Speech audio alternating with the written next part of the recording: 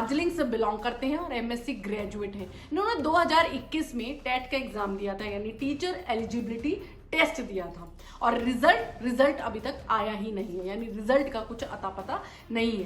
Same चीज हुई थी सोफिया थापा के साथ, जो कि एमए है साइकोलॉजी में, और उन्होंने भी 2021 में टेट का ही एग्जाम दिया था, यानी टीचर एलिजिबिलिटी टेस्ट दिया था, और उनका भी जो रिजल्ट है उसमें भी क्वेश्चन मार्क है, यानी उस एग्जाम का कोई रिजल्ट ही नहीं आता, और अभी ये अनएम्प्लॉयड है। अनूप गुरंग की बात करें तो वो भी की दुकान ही चलाते हैं। ये दार्जिलिंग में हो क्या रहा है?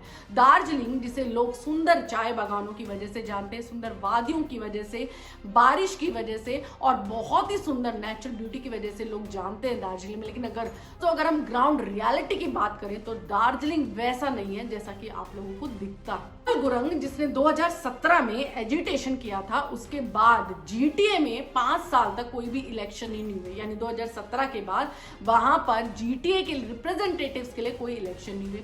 साथ ही साथ एक शॉकिंग बात यह भी है कि जो पंचायती इलेक्शंस की भी बात करें दार्जिलिंग के, तो पंचायती इलेक्शंस भी 2000 के बाद सीधा 2023 के बाद, यानी 23 साल लग गए पंचायती इलेक्शंस को दोबारा होने के लिए। समझिए, हम इंडिया में रहते हैं, इंडिया जो कि एक बहुत बड़ी डेमोक्रेटिक कंट्री है, वहां पर जिन एरियाज में पंचायती राज बहुत ज्यादा इंपॉर्टेंट है, और वहां पर आपको सुनने में आया कि पंचायती इलेक्शन 23 साल से, यानी लगभग 2 डिकेड से ज्यादा से हुए ही नहीं है, तो आपको सुन के कैसा लगेगा? तो सबने ही पढ़ा होगा कि स्कूल में एसएससी इंप्लीमेंट किया जाता है, यानी मैंडेटरी होता है टीचर्स रिक्रूटमेंट के लिए, यानी अगर प्राइमरी टीचर्स का रिक्रूटमेंट कराना है तो एसएससी होना जो है वो इंप्लीमेंट होना जरूरी होता है।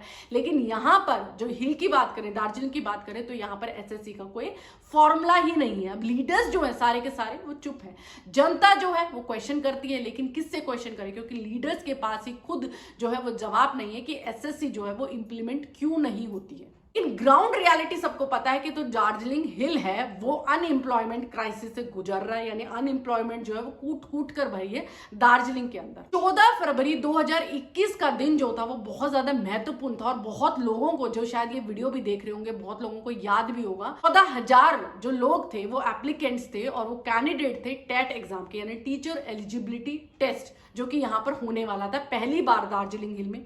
लेकिन 3 साल के बाद पता लगता है कि ये जो एग्जाम है यही फेक है। सारी एक्साइटमेंट, जो सारी की सारी एम्प्लॉयमेंट के जो सपने थे, उन सब पर जो है वो पानी फिर गया। फिर 27 सितंबर 2023 को एक न्यूज आती है कि जो ये एग्जाम है ये तो फेक है, यानी अपोजिशन ने बताया कि जो एग्जाम है ये रियल ही नहीं था, और जीटीए के पास तो कोई अनुमति ही नहीं थी इस एग्जाम को कंडक्ट कराने के लिए। लेकिन क्योंकि इलेक्शंस आने वाले थे, कॉन्स्टिट्यूएंट असेंबली के इलेक्शंस आ रहे थे, इसीलिए एक बड़ा मुद्दा बना कि क्यों ना फेक एग्जाम जो है वो लोगों से दिलवाए जाए, ताकि जो यूथ है वो हमारे साथ आए इलेक्शन में और हमको जो है वो वोट मिल सके। लोगों को एक बड़ा शॉक लगा 5 मार्च 2024 को, जब एक रिपोर्ट आई कि 32 कैंडिडेट जो थे स्टेट एग्जाम के, उनको एज अ प्राइमरी टीचर जो है वो अपॉइंट किया गया था। लेकिन अभी जो हमने बात की 2021 के टेट एग्जाम की, उनके ये कैंडिडेट्स नहीं थे। तो फिर ये लोग कौन थे? 32 कैंडिडेट जिनको प्राइमरी टीचर के हिसाब से रिक्रूटमेंट मिली थी। ये लोग जो थे इसलिए इनको जॉब मिली थी क्योंकि डाई इन हार्नेस थे। अगर मैं आपको मतलब समझाऊं डाई इन हार्नेस का, तो उसका मतलब ये होता है कि गवर्नमेंट एम्प्लॉय, यानी उनका जो भी कोई डिपेंडेबल है, कोई भी जो भी एलिजिबल है,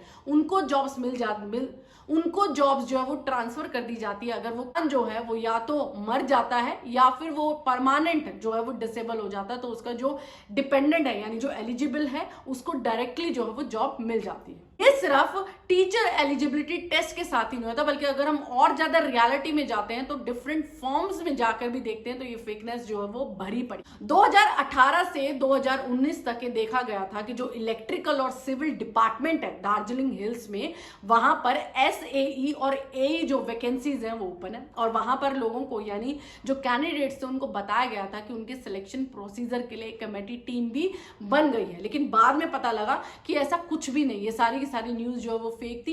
कैंडिडेट्स जो होते वो लगातार वेट कर रहे थे, अभी कोई वैकेंसी आएगी, हम लोग जो है वो इंटरव्यू के लिए बुलाए जाएंगे। वेस्ट बंगाल के हर स्कूल में जो है वो एसएससी इंप्लीमेंट है, यानी स्कूल सर्विस कमीशन जो है वो इंप्लीमेंट है। और अगर हम दार्जिलिंग की बात करते हैं तो वो भी तो वेस्ट बंगाल का एरिया ही माना जाता है, बंगाल का ही एरिया कहा जाता है। तो सिर्फ इसी एरिया में एसएससी इंप्लीमेंट क्यों नहीं था? जीटीए के जो नेता थे अनित थापा, उन्होंने मेंशन किया कि 2003 के बाद जो है ये बंद किया गया, यानी जो एसएससी इंप्लीमेंटेशन थे ये बंद कर दिया गया था। लेकिन अगर कोई उनसे पूछे थे 2003 के पहले क्या एसएससी इंप्लीमेंटेड था नॉर्थ बंगाल के दार्जिलिंग हिल्स में, तो ऐसा नहीं था, यानी एसएससी इंप्लीमेंट कभी हुआ ही नहीं था। समझे तो 1997 में जो गवर्नमेंट थी वेस्ट बंगाल की, उन्होंने एसएससी को इंप्लीमेंट किया था और 182 कैंडिडेट्स को भी जो है वो जॉब के लिए रिक्रूट भी कर दिया गया था। लेकिन वहां पर डीजीएससी ने बहुत बड़ा गेम खेला। डीजीएससी ने इन सारे कैंडिडेट्स को जो है वो मना कर दिया जॉब के लिए, क्योंकि उन्हें लगा कि शायद ये गोरखालैंड जो मूवमेंट है उसमें कहीं ना कहीं भागीदारी रखते हैं और इन्हें हम जॉब्स नहीं दे सकते। बात आती है 1999 में, फिर से जो है वो हिल की एसएससी बनती है और फिर से 40 कैंडिडेट्स जो हैं वो फिर से अपीयर होते हैं एग्जाम के लिए। लेकिन अभी भी जो डीजीएससी एसोसिएशन थी वो मना कर देती है कि हम इनको जो है वो क्लियर चिट नहीं देंगे।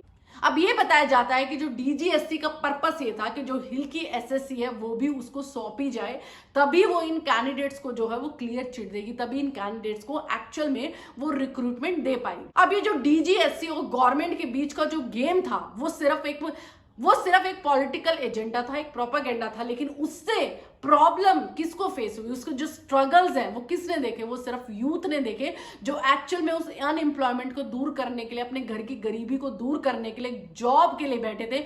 उन्होंने मेहनत भी की थी लेकिन उनको उसका फल नहीं मिला। जो भी लोग मुझे देख रहे हैं प्लीज मुझे कमेंट करके बताएं कि इसमें गलती किसकी है। क्या सरकार की है, क्या डीजीएससी एसोसिएशन की थी, या फिर उस यूथ की थी जिसने ये सपना देखा था कि अगर ये मुझे जॉब मिल जाती तो कहीं ना कहीं मेरे घर के जो हालात है वो सुधर सकेंगे। बाद में खबर आती है कि 220 कैंडिडेट्स को जो है वो जॉब मिल जाती है, लेकिन वो जॉब जो है वो किसी टेस्ट या एग्जाम के थ्रू नहीं होती, बल्कि एक बैक डोर की एंट्री से मिलती है, जो कि बताया जाता है कि सिर्फ करप्शन की दुकान से ही बनी थी। अब ये भी बताया जाता है कि दार्जिलिंग हिल के जो टीचर्स हैं, जो कि लगातार बहुत सालों से कम वेजेस में काम कर रहे हैं, यानी उनकी सैलरी भी बढ़ाई नहीं जा रही, ना ही उनको रेगुलराइजेशन किया जाता है, यानी वैकेंसीज तो है लेकिन फिर भी वो एज अ टेम्पररी या कॉन्ट्रैक्ट बेस पर ही जो है वो सर्विस कर रहे हैं। प्रोटेस्ट भी बहुत टाइम किया था एक रेगुलराइजेशन की वजह पर भी जो है कोई सोल्यूशन नहीं निकला। जैसे गोरखालैंड मूवमेंट जो है वो दशकों से चलता आ रहा है, सिर्फ जो पॉलिटिशियंस हैं वो अपनी रोटियां ही सेक रहे हैं करप्शन के ऊपर,